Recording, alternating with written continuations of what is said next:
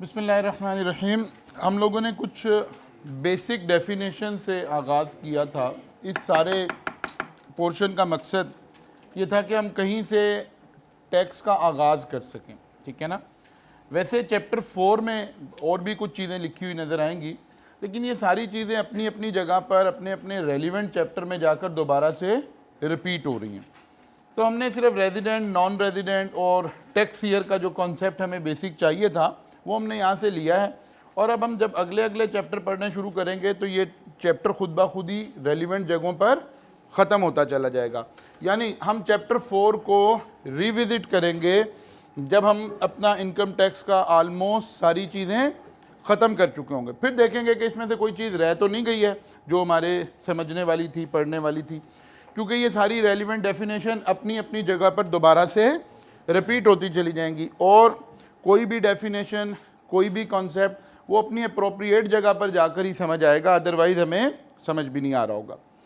हमने सेक्शन 11 के अंदर पढ़ा है कि हेड्स ऑफ इनकम आ रहे हैं, ठीक है ना। हमने हेड्स ऑफ इनकम को पढ़ा था कि salary, income from property, income from business, capital gain, income from other sources. ये 5 हेड्स ऑफ इनकम हैं जो कि सेक्शन 11 के अंदर लिखे हुए थे। और साथ ही ये लिखा हुआ था कि हर शख्स ने इन हेड्स ऑफ इनकम से अपनी इनकम का हिसाब किताब लगाकर गवर्नमेंट को रिटर्न जमा करानी है, मीन्स अल्टीमेटली टैक्स पे करना है। तो हम यहाँ से आगाज़ करने लगे, ठीक है ना। अब हम ये 5 हेड्स ऑफ इनकम जब भी पढ़ रहे होंगे, इनमें से कोई भी हेड ऑफ इनकम पढ़ रहे होंगे, तो हम कुछ बुनियादी सवालात का जवाब ढूंढ रहे होंगे। मसलन सबसे पहले हम ढूंढ रहे होंगे कि इस हेड ऑफ इनकम का स्कोप क्या है। स्कोप से क्या मुराद है? कौन सी इनकम इसके अंदर आएंगी या कौन सी इनकम इसके अंदर नहीं आएंगी। स्कोप 2 तरह से डिफाइन हो सकता है, जाहिर है, या पॉजिटिवली डिफाइन हो सकता है कि ये इनकम इस हेड में आ रही होंगी, या ये लिखा हुआ होगा कि ये इनकम इस हेड में नहीं आ रही होंगी। और अक्सर व बेशतर ये दोनों बातें ही लिखी हुई होंगी कि ये वाली इनकम्स आएंगी और ये वाली इनकम्स नहीं आएंगी। इस बात को जब हम पढ़ रहे होंगे तो हम कह रहे होते हैं कि हम इस हेड का स्कोप डिफाइन कर रहे हैं। सैलरी में आने के लिए क्या स्कोप है, इनकम फ्रॉम प्रॉपर्टी में आने के लिए क्या स्कोप है, इनकम फ्रॉम बिजनेस में आने के लिए क्या स्कोप है, कैपिटल गेन का क्या स्कोप है। इनकम फ्रॉम अदर सोर्सेज का तो कोई स्कोप नहीं है। उसका स्कोप क्या है कि वो चारों में ना आ रही हो, क्योंकि इसको हमने कहा था ये क्या है, रेजिडुअल हेड है, बचा हुआ हेड है, जो चारों में कहीं फिट नहीं होगा। इसका मतलब है इनकम फ्रॉम अदर सोर्सेज हो गया। तो पहला पॉइंट हमें क्या ढूंढना है, scope of income. Scope of income का क्या मतलब है, व्हाट इज इंक्लूडेड और what is excluded. Number 2, deductions. इस हेड की इनकम कैलकुलेट करते हुए कौन कौन से एक्सपेंसेस हैं जो माइनस कर दिए जाएंगे। जैसे अभी आप बेसिक अकाउंटिंग पढ़ रहे होंगे आजकल, इंट्रोडक्शन टू अकाउंटिंग या FAR 1, इस तरह का कुछ बेस बन रही है आपकी डेफिनेटली आजकल। तो आपने देखा हम सेल में से कॉस्ट ऑफ सेल माइनस कर देते हैं, फिर ऑपरेटिंग एक्सपेंसेस माइनस कर देते हैं, फिर हमारे पास प्रॉफिट आ जाता है, ठीक है ना। अब एक प्रॉब्लम है, हम टैक्स वाले लोग उस प्रॉफिट को नहीं मानते जो आप वहाँ FAR 1 में कैलकुलेट कर रहे हैं, ठीक है ना जी। मतलब FAR 1 में किसी कंपनी का एक हमने प्रॉफिट निकाला जी, प्रॉफिट बिफोर टैक्स, क्या इस प्रॉफिट पर टैक्स लगेगा? तो आंसर है नो।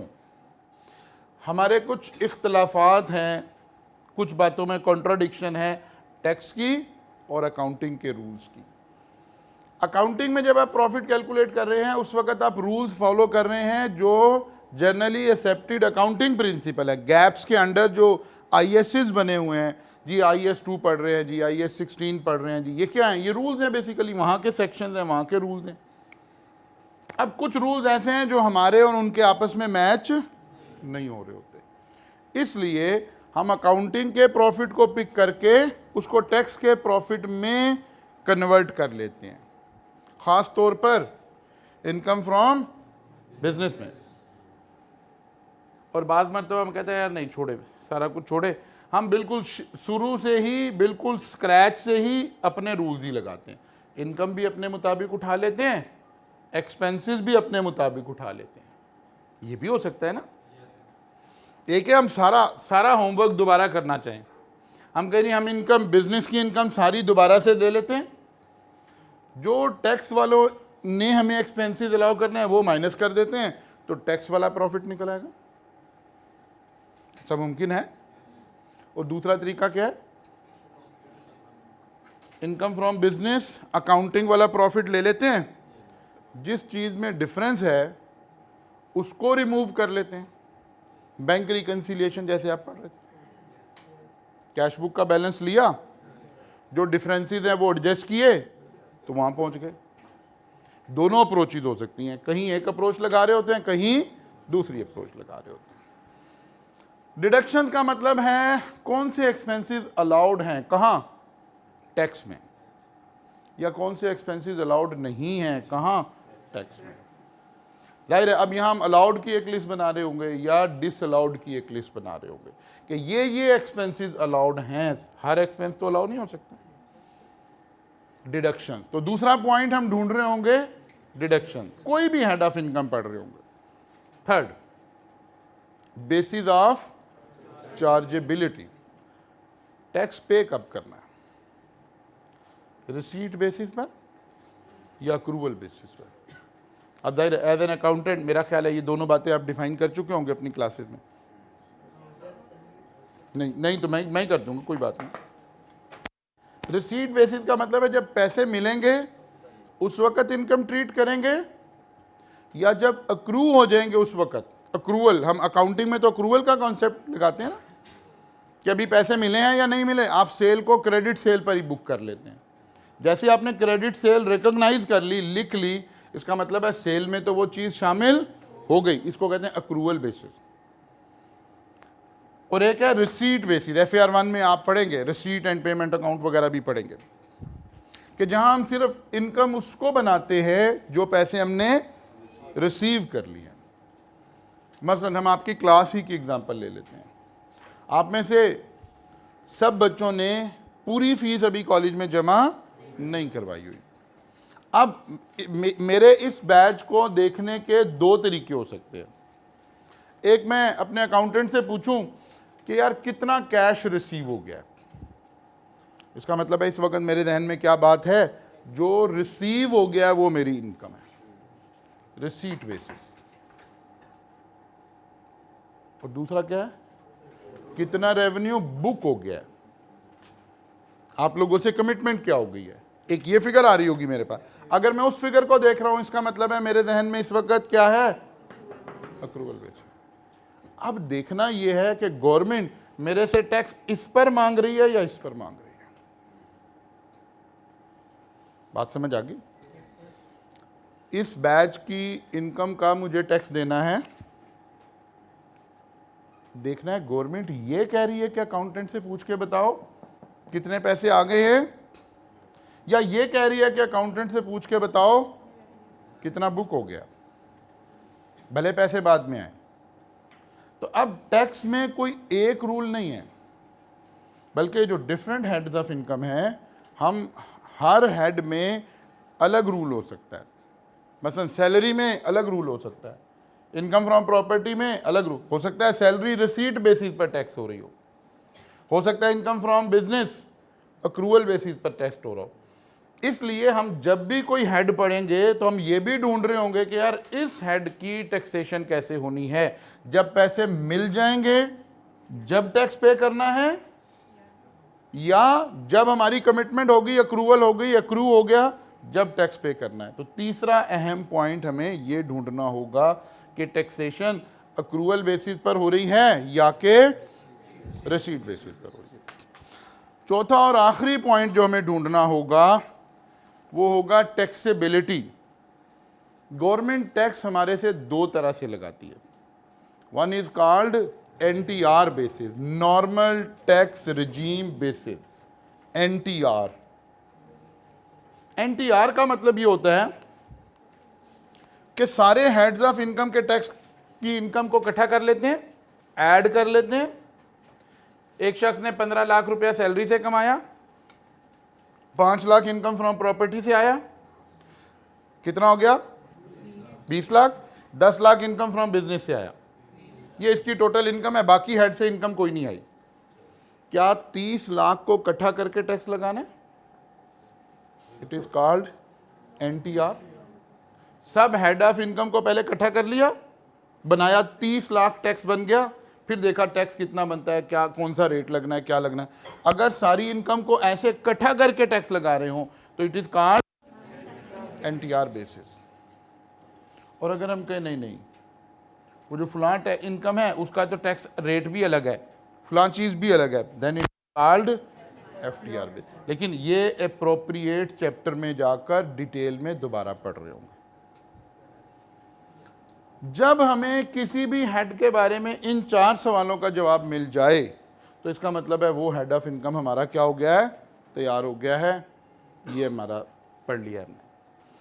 कोई भी हेड ऑफ इनकम पढ़ रहे होंगे, हमारे पास टोटल एजेंडा ये 4 पॉइंट हुआ करेंगे। पॉइंट नंबर 1 स्कोप, क्या मतलब, what is included, what is not included. Point number 2 deduction, what is allowed, what is not allowed. Basis of chargeability, accrual, taxability, NTR, FTR. Clear होगी बात जी। अब हम आगाज करने लगे हैं इनकम फ्रॉम प्रॉपर्टी से, फिर जाएंगे हम कैपिटल गेन पर, फिर आएंगे सैलरी पर। जब तक आप, ये हम इधर उधर के चक्कर इसलिए लगा रहे हैं कि आपको आई कैप ने इंट्रो एग्जाम्प्ट कर दी थी, तो अब हम असल में वो चैप्टर्स पहले पढ़ना चाह रहे हैं जहां अकाउंटिंग का नॉलेज मिनिमम इस्तेमाल हो रहा हो। तो हम चाहते हैं हमें 1 महीना रमज़ान मिल जाए ऐसा कि रमज़ान तक जितनी आप अकाउंटिंग पढ़ चुके होंगे बस उतनी हमें चाहिए होगी इस हेड को पढ़ने के लिए। तो इसको हम थोड़ा सा क्या कर लेंगे, लेट करेंगे, यहाँ से शुरू करेंगे, फिर यहाँ चले जाएंगे, फिर यहाँ चले जाएंगे। इसमें हमारी ईद आ चुकी हुई होगी, जब तक आप अकाउंटिंग काफ़ी सारी पढ़ चुके होंगे, फिर हम इनकम फ्रॉम बिजनेस पर आएंगे। ओके जी, तो कितने हेड्स ऑफ इनकम है जी हमारे पास? 5 heads of income by the way लिखे कहाँ हुए हैं? सेक्शन 11 में, ठीक है, सेक्शन 11 में लिखे हुए हैं। कितने हेड ऑफ इनकम है? 5। कौन कौन से? Salary, income from property, and last is income from other sources. Her head में हमें कितनी बातों का जवाब चाहिए? 4। हर बात में आगे भी 2 बातों का जवाब चाहिए। क्लियर होगी बात? तो जनाब हम आगाज करते हैं इनकम फ्रॉम प्रॉपर्टी का। पहली डेफिनेशन आ गई, रेंट रिसीव्ड और receivable by a person for a tax year other than rent exempt from tax shall be chargeable to tax in that year under the head income from। एक scope type जुमला नजर आ रहा है हमें law में लिखा हुआ, वो कह रहा है रेंट रिसीव्ड और रिसीवेबल। जब ये लफ्ज कहीं लिखा हो ना, रिसीव और रिसीवेबल, ये 2 इकट्ठे जुमले लिखे हुए हो, तो इसका मतलब होता है अक्रूवल बेसिस। हमें एक सवाल का जवाब तो, इस सवाल का जवाब तो मिल गया कि गवर्नमेंट हमारे से टैक्स कैसे मांग रही है। जब मेरा टेनेंट मुझे रेंट दे जाएगा जब टैक्स देना है, या वो घर उसने इस्तेमाल कर लिया है, 2 महीने से रेंट नहीं दिया, तो मैंने टैक्स देना है कि नहीं देना? देना है। अक्रूवल बेसिस का यही मतलब है कि कैश आया है या नहीं आया, उसने घर इस्तेमाल कर लिया है तो मुझे रेंट देना मुझे टैक्स देना पड़ेगा। इस बात का जवाब मुझे यहां से मिला है, रेंट रिसीव्ड और रिसीवेबल। जब भी टर्म यूज हो रही हो रिसीव्ड और रिसीवेबल, इसका मतलब होता है अक्रूवल बेसिस। बात समझ आ गई है? एक शख्स आपकी बिल्डिंग में किराए पर रह रहा है, आपका टैक्स ईयर नॉर्मल चल रहा था, जून का रेंट अभी उसने नहीं दिया, क्या हम 11 महीने के रेंट पर टैक्स पे करेंगे? नो, जून भी शामिल करके करेंगे, बिकॉज अक्रूवल बेसिस। बात समझ आ गई है? रेंट रिसीव और receivable by a person for a tax year other than rent exempt from tax. वो कहता है गवर्नमेंट के पास ये इख्तियार है कि किसी बिल्डिंग का रेंट ये कह दे कि यार इस तरह की जो बिल्डिंग्स हैं उनका रेंट क्या है, एग्जेम्प्ट है, उसने टैक्स नहीं देना। मसलन ऐसी ये कोई एग्जांपल है नहीं, एग्जिस्ट नहीं करती, लेकिन गवर्नमेंट के पास ये इख्तियार है। मसलन गवर्नमेंट कहे जी अगर कोई शख्स एजुकेशनल इंस्टीट्यूट को बिल्डिंग रेंट आउट कर दे तो उस शख्स से टैक्स नहीं लिया जाएगा, ताकि एजुकेशन के इदारों को रिलेटिवली बिल्डिंग्स मिल जाएं और थोड़ी सी शायद सस्ती भी मिल जाएं। या अगर कोई शख्स हॉस्पिटल को बिल्डिंग रेंट कर दे तो भाई उसको टैक्स नहीं, ये मैं समझाने के लिए कह रहा हूं, ऐसी कोई एग्जांपल एग्जिस्ट नहीं करती। ठीक है? Other than exempt from tax shall be chargeable to tax in that year under the head income from property। shall be लाजमी, मैंडेटरी। अब सवाल पैदा हुआ वही कि रेंट का क्या मतलब है, क्योंकि अगर तो लॉ ने डिफाइन ना किया फिर तो डिक्शनरी मीनिंग किसी भी चीज़ का किराया, किराए पर तो बहुत लंबी लिस्ट है जिन जो चीज़ें आपको बाहर किराए पर मिल रही हैं। क्या इस हेड में तमाम चीज़ों की रेंटल इनकम को हम टैक्स करना चाह रहे हैं? ये पता चलेगा अगर तो सेक्शन 2 ने रेंट की कोई अपनी डेफिनेशन दे दी तो ठीक, वरना तो तमाम तरह का रेंट यहां पर, हर रेंटल इनकम यहां पर टैक्स होगी। तो जी रेंट को डिफाइन करना पड़ेगा। Rent means any amount received or receivable by the owner of the land or building as consideration for the use or occupation of or the right to use or occupy the land or building। पहले तो यहां रुक गया। Rent ने कहा कि rent means, जैसे उसने मीन्स लिखा तो हमें पता लग गया कि कौन सी डेफिनेशन है, रिस्ट्रिक्टिव डेफिनेशन है। इसका मतलब है हमारे जहनों में जो रेंट का कॉन्सेप्ट है वो तो खत्म हो गया, डिक्शनरी में जो रेंट का मीनिंग लिखा हुआ है वो तो खत्म हो गया, बल्कि जो यहां लिखा है वो बन गया एनी अमाउंट रिसीव और रिसीवेबल। फिर पता चला अक्रूवल चल रहा है by the owner of the land और बिल्डिंग। वो कहता है हर एक की टैक्सेशन यहां नहीं करनी, बल्कि उसका ऑनर होना जरूरी है। किसका ऑनर? या लैंड का या बिल्डिंग का।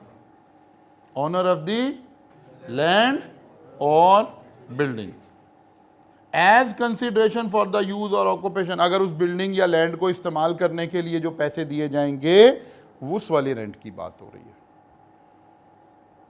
Rent means any amount receive और receivable by the owner of the land and building. दो, ये तीन बातें अहम हैं।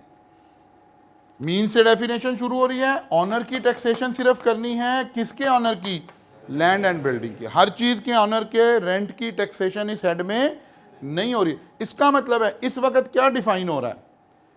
Scope. What is included? Only owner of land and building का रेंट इंक्लूड होने जा रहा है। ठीक है ना? इसका मतलब है इस वक्त हम पॉइंट नंबर 1 का आंसर ढूंढ रहे हैं, व्हाट इज इंक्लूडेड के स्टाइल में। Rent means any amount receive और receivable by the owner of the land और building as consideration for the use और occupation of or the right to use or occupy the land और building. घर आपने किराए पे दिया, अगर आप उसके मालिक हैं, ऑनर हैं, तो जो किराया आपको मिल रहा है वो आपका कहाँ चला गया? इनकम फ्रॉम प्रॉपर्टी में चला गया। या आपने घर किराए पर नहीं दिया, खाली आपकी लैंड थी, आपने लैंड किराए पर दे दी, पार्किंग के लिए, कोई मार्केट लगाने के लिए, किसी भी मकसद के लिए, तब भी अगर आप उस लैंड के ऑनर हैं तो आपकी इनकम कहाँ चली गई? Income from property. लेकिन स्कोप अभी खत्म नहीं हुआ। स्कोप ने आगे कहा एंड इंक्लूड्स। अब ये वो वाली डेफिनेशन आ गई जो मीन्स एंड इंक्लूड्स को इकट्ठा यूज कर रही थी। हमने कहा था ना 3 तरह की डेफिनेशन है। इसका मतलब है पीछे जो डेफिनेशन हमने बनाई है हम उसके स्कोप को थोड़ा सा एक्सटेंड करना चाह रहे हैं। and includes any forfeited deposit paid under a contract for the sale of land or building.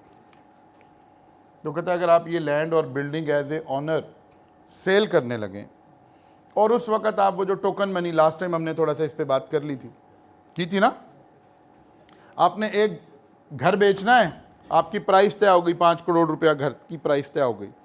अब उसने कहा जी ये 5 लाख रुपया रखें और डॉक्यूमेंट्स वगैरह बना लेते हैं, आपस में पेमेंट शेड्यूल तय कर लेते हैं, हमारा सौदा तय हो गया, ये 5 लाख रुपया टोकन आ गया और हमारी बात तय हो गई।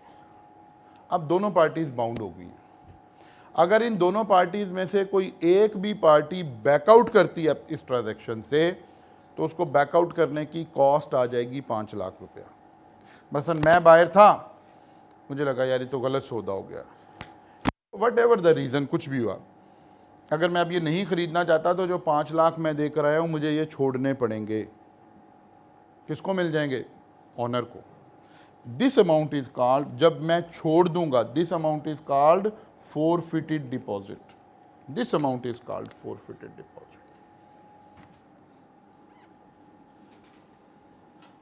ठीक है। और अगर वो मुझे कहें कि भाई हमारा तो इरादा बदल गया, हमने नहीं घर बेचना, तो एक तो मेरे 5 लाख थे वो तो मुझे वापस मिलेंगे ही मिलेंगे, एक एडिशनली 5 लाख मुझे मिलेंगे, क्योंकि उसको भी अपनी बात से हटने की कॉस्ट आएगी 5 लाख रुपया, मुझे भी कॉस्ट आएगी 5 लाख रुपया। लेकिन क्या ये अमाउंट भी शामिल है? जरा देखते हैं। And include any forfeited deposit paid under a contract for the sale of land और ए बिल्डिंग। अगर मुझे 10 लाख मिले तो जो 5 मुझे मिले हैं वो कहां जाएंगे? इनकम फ्रॉम प्रॉपर्टी में? No, well done, no. मेरा कहाँ जाएगा वो इसका जिक्र नहीं हो रहा इस वक्त। इस वक्त तो ऑनर ऑफ द बिल्डिंग का जिक्र हो रहा है। मैं तो परचेजर ऑफ द बिल्डिंग था और मेरे लिए तो ये परचेज एग्रीमेंट था, सेल एग्रीमेंट तो उसके लिए जो सेल कर रहा है।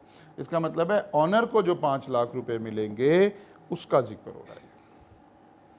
बात समझ आई है? लॉ ने इंक्लूड के फ्रेज से इस डेफिनेशन के स्कोप को एक्सपेंड कर दिया। एक ऐसी चीज लाकर शामिल कर दिया इसके स्कोप में जो जनरली बिल्कुल होनी भी नहीं चाहिए थी, इसकी कोई यहां लॉजिक भी नहीं बन रही, लेकिन लॉ में लिखा है तो बस ऐसे ही चलना है। मसलन एक घर है, आपने कभी भी किराए पे नहीं दिया, आप खुद ही रहते हैं उसके अंदर, पिछले 10 साल से आप खुद ही रह रहे हैं। आपने ये घर बेचने की कोशिश की, एक शख्स 10 लाख रुपए आपको टोकन दे गया और फिर उसका इरादा बदल गया। आप पहले भी इस घर में रह रहे थे, अभी भी इस घर में रह रहे हैं, बाद में भी इस घर में रह रहे हैं, लेकिन इस 10 लाख रुपए की गवर्नमेंट टैक्सेशन कहाँ कह रही है? Income from property. बात क्लियर हो गई? असल में प्रॉपर्टी के हेड में हमने 3 बातों को टैक्स करना है। 2 का जिक्र लॉ ने यहां किया है, 1 का भी आगे जाकर करेगा। ठीक होगी बात जी?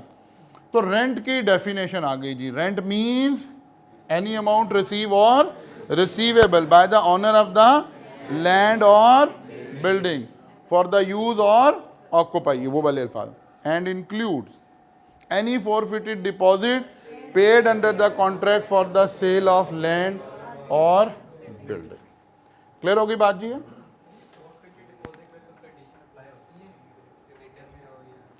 नहीं, कोई कंडीशन नहीं अप्लाई होगी, कोई कंडीशन नहीं अप्लाई होगी। वैसे ये ट्रांजैक्शन क्योंकि बड़ी ट्रांजैक्शन हो रही होती है ना, हम खुद ही इसे राइटिंग में ही कर रहे होते हैं, ठीक है ना। अच्छा जी, स्कोप इसका मतलब है डिफाइन हो गया किसी हद तक। अच्छा जी, can a person understate the amount of rent at the time of making a contract to avoid heavy tax? मैंने आपको किराया लिया घर का, मेरा आपका तय हुआ 1.5 लाख रुपया, लेकिन साथ ही मैंने आपसे कहा कि भाई देखो 1.5 लाख रुपए पे मुझे टैक्स देना पड़ेगा, मेरा तो बहुत ज़्यादा टैक्स हो जाएगा। मैं आपसे एग्रीमेंट करूंगा 1 लाख रुपए का, आप मुझे क्रॉस चेक से 1 लाख रुपया पे कर दिया करना। हम गवर्नमेंट को शो किया करेंगे कि लाख रुपए पर किराए पर गई हुई है, मेरा थोड़ा टैक्स सेव हो जाएगा।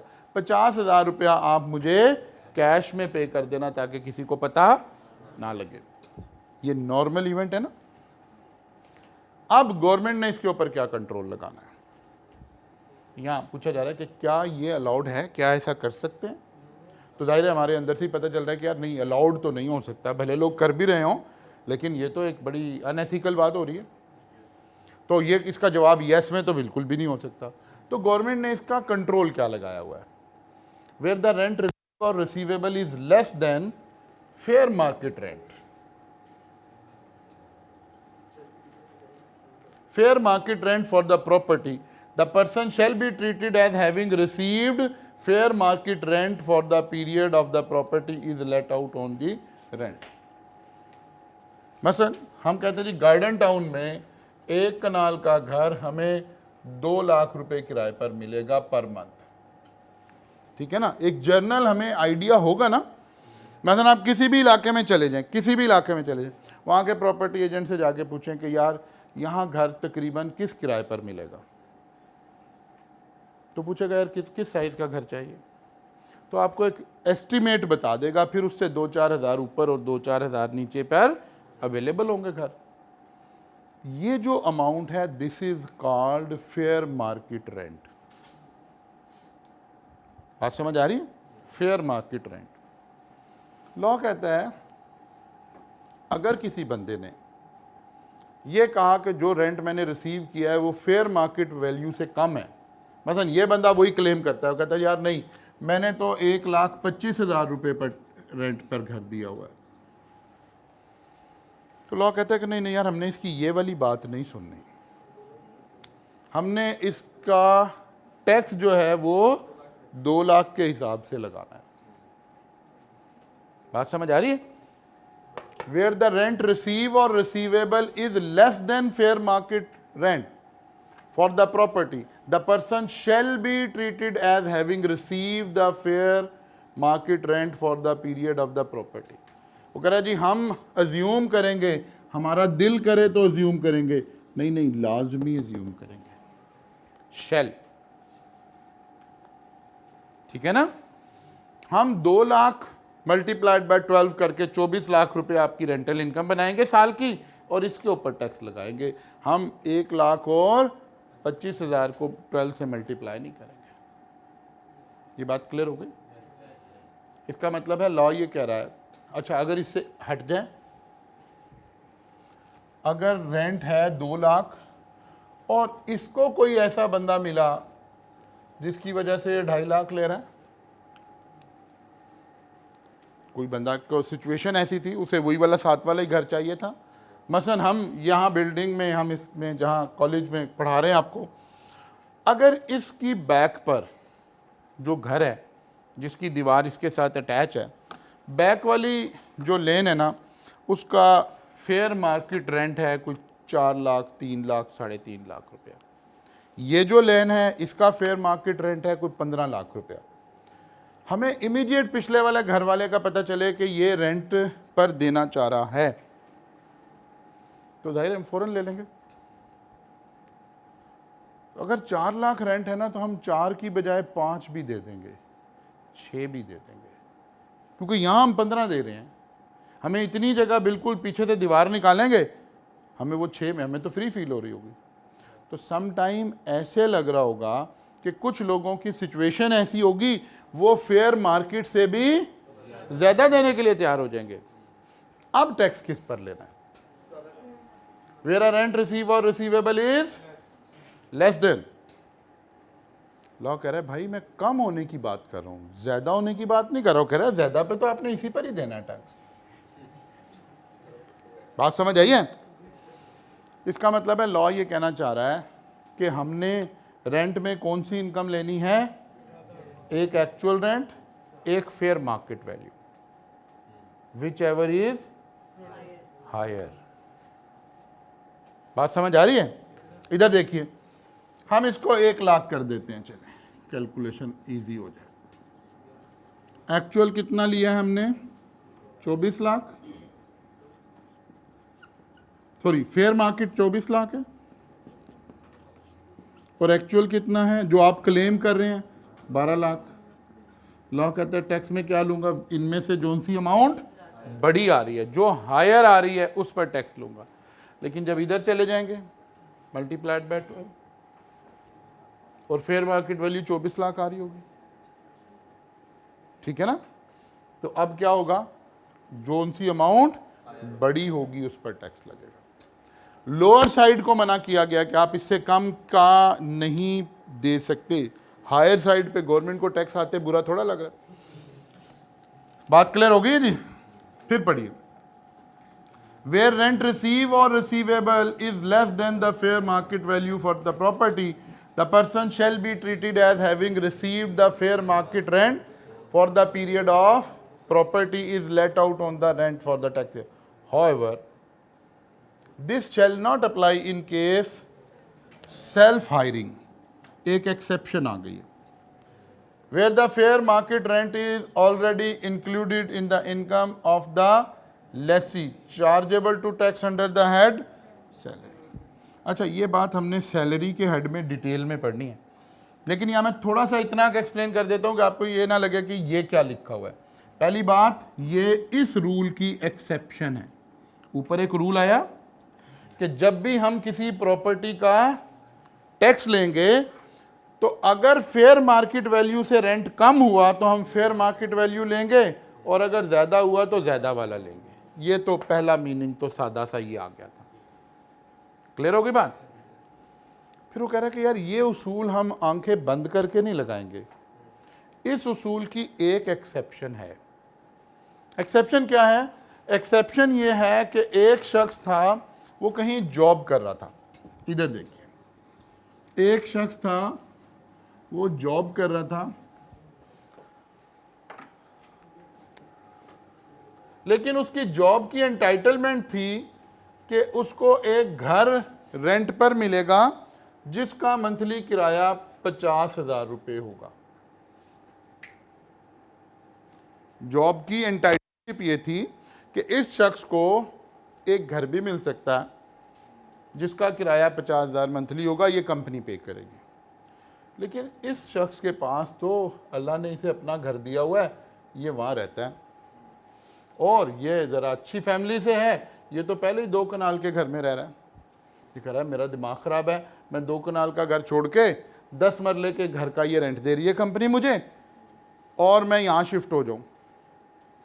साथ ही से एक लालच भी आ रहा है कि यार अगर मैं अपने ही घर में रहता रहा तो कंपनी के तो 50,000 बच रहे हैं फिजूल में ही, ये तो मुझे मिलने चाहिए। पहले तो कंपनी से बात करेगा कि यार आप ऐसा करो, मुझे 50,000 वैसे ही दे दो। कंपनी ने कहा यार देखो भाई, हमारा एक प्रोसीजर है, हम तो आपको घर ही किराए पर लेकर दे सकते हैं, आपको घर चाहिए ले ले, नहीं चाहिए रहने दें। अब ये बेचारा वापस आ रहा है गाड़ी में सोचता हुआ कि यार ये अच्छा नहीं हुआ मेरे साथ, ठीक है ना। फिर ये पाकिस्तानी है, सोच रहा है ऐसे भी कर लें, ऐसे भी कर लें, ऐसे हो सकता। तो इसके जहन में एक जुगाड़ आई है, एक टोटका आया इसके जहन में कि अच्छा यार कल जाके बॉस से ये बात करता हूँ कि यार आपने घर किराए पर लेना है कि आपके अपने घर हैं। कहते नहीं हमने नहीं घर लेना, आप घर जाएं, ढूंढें, कोई भी घर किराए पर ढूंढें, 50,000 तक का किराया हम दे देंगे। अगर आपको 70,000 वाला घर पसंद आ रहा है तो ऊपर वाले 20 आप खुद दोगे। इसने कहा हाँ ठीक। उसने कहा अच्छा एक काम करते हैं, आप मेरा ही घर 50,000 किराए पर मुझसे ले लो, है ना। उसने कहा आपने तो किराए पे लेना है ना, आप मेरा ही घर मेरे से किराए पे ले लें। उसने कहा यार आपका 2 कनाल का घर है, इसका तो 2.5 लाख किराया है। उसने कहा नहीं मैं आपको सस्ता दे रहा हूँ ना, मैं आपको 50,000 का दे रहा हूँ, क्योंकि इसमें रहना भी तो मैंने ही है। Actually this transaction is called self hiring. This transaction is called self hiring, कि कोई शख्स अपना घर खुद को ही किराए पर दे दे।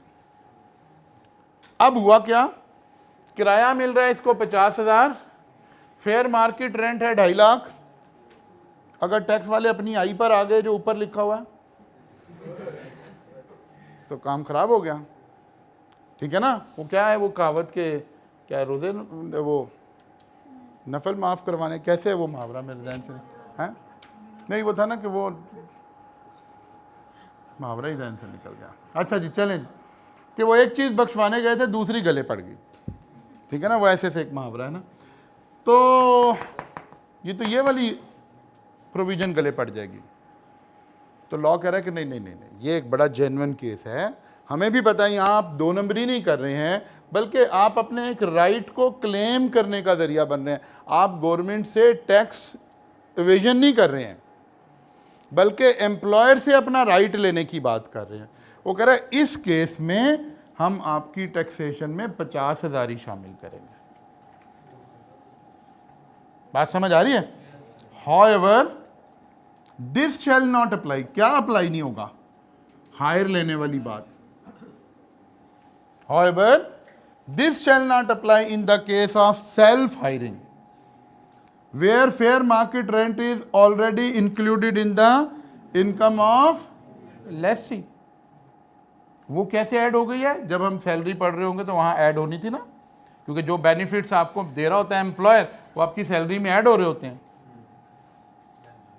तो आपको घर मिला है रहने के लिए, तो घर की कीमत आपकी सैलरी में भी ऐड हुई है। ओके, वो कह रहा है कि ये वाले केस में हम आपका जो अमाउंट है वो छोटे वाली भी ले लेंगे, 2.5 लाख नहीं लेंगे। बाकी तमाम केसेस में अगर फेयर मार्केट रेंट ज़्यादा हुआ तो हम हमेशा ज़्यादा वाली इनकम को ऐड करेंगे आपकी सैलरी में, और अगर कम हुआ तो कम वाली को ऐड नहीं करेंगे। लेकिन वो कह रहा है इस वाले केस में, इस सिनेरियो में हम आपको थोड़ा सा रिलैक्स कर देंगे। क्लियर हो गई बात जी। इसका मतलब है हमें यह पता चला कि जो गवर्नमेंट है वो हमारे से जब टैक्सेशन करवा रही है तो कम से कम उसने कितनी अमाउंट शामिल करनी है, फेयर मार्केट रेंट। हाँ, कोई सिचुएशन की वजह से, जैसे मैंने एग्जांपल दी कि हमें पिछले वाला ही रेंट पर मिल रहा हो, तो फिर क्या होगा, फिर ज्यादा हो रहा है तो ज्यादा वाली income. Minimum fair market rent जो है वो आपका ऐड होना है। ज्यादा वाले में करप्शन कर सकते हैं, हम मार्केट रेट पे जैसे क्रॉस चेक दे दें, बाकी 50,000 का है। उसी को तो रोकने के लिए ये कहा गया ना। कम वाले पे है, लेकिन जैसे मार्केट करवाते ले ज्यादा नहीं सॉरी, तो फेयर करवाते ले ज्यादा है। हाँ ये बच जाएगा, ये बचत हो जाएगी, ये बचत हो जाएगी, ये पकड़ी नहीं जाएगी, ठीक है ना, ये बचत हो जाएगी। लेकिन ज़रूरी है कि सामने वाला मान रहा हो कि वो भी ऐसे कर ले, क्योंकि सामने वाले के मानने के लिए उसके शू में प्रॉब्लम क्रिएट हो रही है। आपने अक्सर एक लफ्ज़ सुना है, हमारे मुल्क में ये सियासतदानों के लिए बोला जाता है, हम कहते हैं जी ये सब लोग चोर हैं, करप्ट हैं, नैब में इनके केसेस चल रहे हैं, ऐसे ही बोल रहे हैं ना। नैब में जो केसेस चल रहे हैं वहां हम एक लफ्ज़ इस्तेमाल करते हैं, एसेट्स बियॉन्ड मीन्स।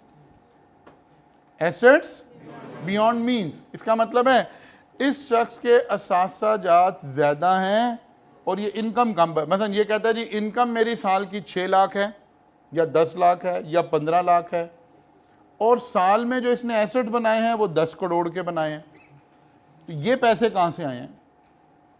तो अब हम इसमें आगे चल के पढ़ेंगे कि इससे हम नतीजा निकालते हैं कि ये कहीं से इसने करप्शन की है या कोई ऐसी इनकम कमाई है जिसके ऊपर इसने टैक्स पे नहीं किया।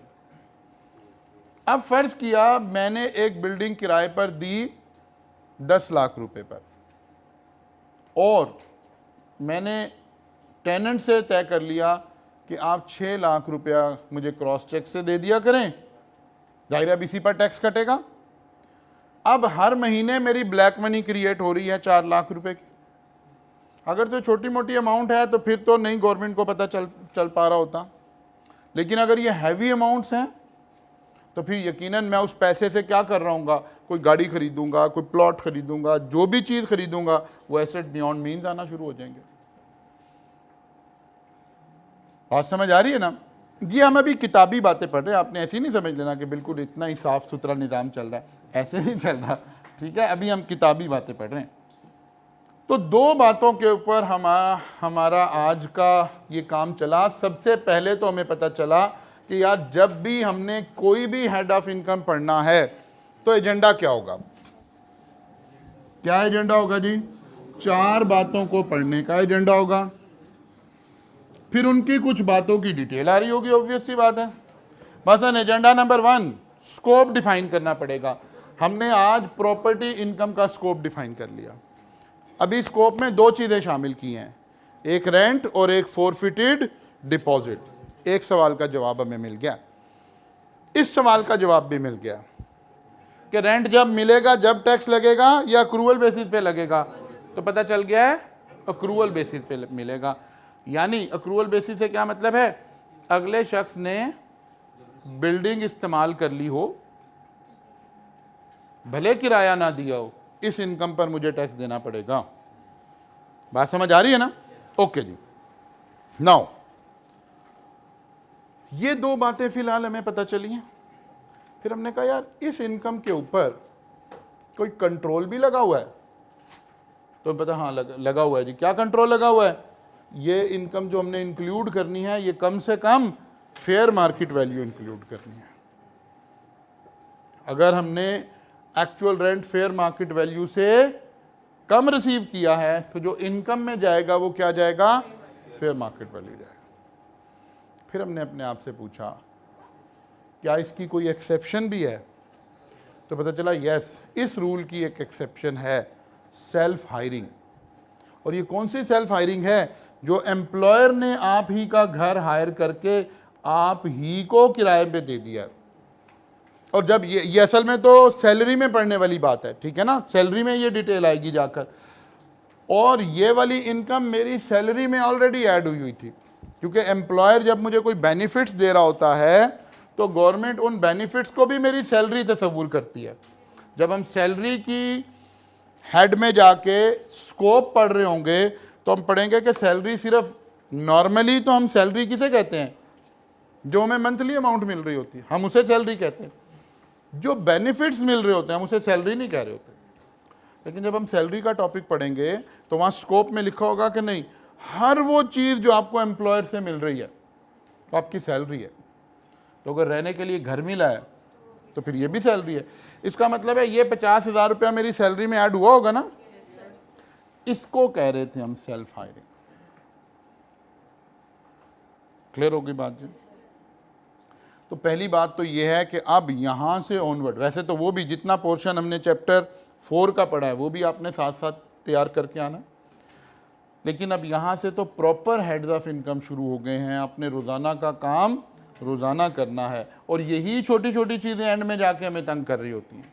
अगर आप आज जाकर इसे करेंगे, ये 10-15 मिनट में ये चीज़ें आपको याद हो जाएंगी। फिर हम रोज़ाना इसको दायरा रिवाइज कर रहे होंगे तो ये चीज़ें आपको बिल्कुल ठीक से समझ में आ रही होंगी जी। स्लाइड मैं अभी ग्रुप में भी सेंड कर दूंगा आपको, और फोटोकॉपी शॉप पे भी अभी रखवा दूंगा। अगले 10 मिनट बाद आप लेंगे तो मिल जाएंगे आपको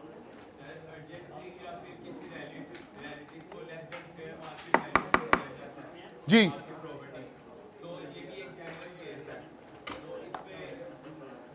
एक्सेप्शन में सिर्फ एक जेन्युइन केस को निकाला गया, बाकी किसी को नहीं निकाला गया जी। पुली पे देना पड़ेगा अगर, क्योंकि वरना तो आप हर एक को कहोगे ये तो मेरा दोस्त है, तो मेरा जानने वाला था, तो उसमें लेजिस्लेटर या एफबीआर जेन्युइन और नॉन जेन्युइन को फिर आइडेंटिफाई नहीं कर पाएगा ना। इसलिए बस ये एक एक्सेप्शन है, इसके अलावा बाकी तमाम केसेस में ऊपर वाला रूल लगे, ठीक है ना। भले किसी बच्चे ने अपने सगे पेरेंट्स को, वैसे तो हमारे एक माशरे में ऐसा नहीं है ना, लेकिन मैं एग्जाम्पलीफाई करने के लिए कह रहा हूँ, किसी बच्चे ने अपने सगे पेरेंट्स को या सगे पेरेंट्स ने अपनी सगी औलाद को घर अपना किराए पे दिया हुआ हो, तब भी ऊपर वाला रूल लगेगा। बात समझ आ गई ना? क्योंकि लॉ का मिजाज क्या होगा, जो लिखा है बस वो है। बस एक ट्रांजैक्शन लिखी है, उसके अलावा बाकी कोई बात, उसमें भी शर्त लगाई है उसने वेरीफाई करने के लिए कि कहीं इस ट्रांजैक्शन को भी आप मिसयूज ना कर रहे हो। उसने कहा ये अमाउंट आपकी सैलरी में ऐड हुई मुझे नजर भी आ रही हो। बात समझ आ रही है? वहां भी उसने वेरीफाई कर लिया कि ये ट्रांजैक्शन कहीं से मैनेज ट्रांजैक्शन तो नहीं है, उसने उसको भी वहाँ कंट्रोल लगा लिया। मंडे को इंशाल्लाह यहाँ से चलेंगे कोई तकरीबन 1 घंटे के बाद, यानी आप नेक्स्ट पीरियड पढ़ लीजिए, उसके बाद आप फोटोकॉपी शॉप पे जाएंगे तो नोट्स आपको मिल जाएंगे वहाँ से। मंडे को मुलाकात होगी इंशाल्लाह। रमज़ानुल मुबारक शुरू हो चुका होगा यकीनन मंडे को, उम्मीद तो है कल ही इंशाल्लाह रोज़ा होगा, तो थोड़ी सी हिम्मत चाहिए होगी अब आपकी। सुबह 7